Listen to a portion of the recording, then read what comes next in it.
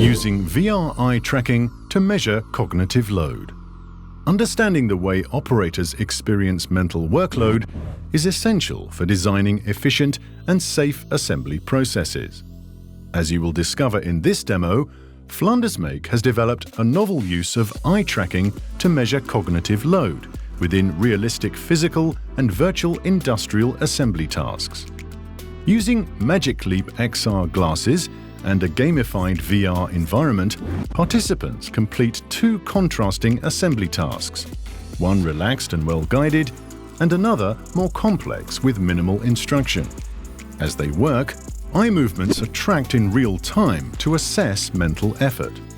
The data clearly distinguishes between high and low demand tasks, offering companies objective insights that help them to optimize task design, training, and workstation layout. Suitable for both real environments and virtual twins, this approach provides a powerful data-driven way to improve productivity, reduce errors, and make assembly work more human-centered and efficient. Are you ready to put your eyes to the test?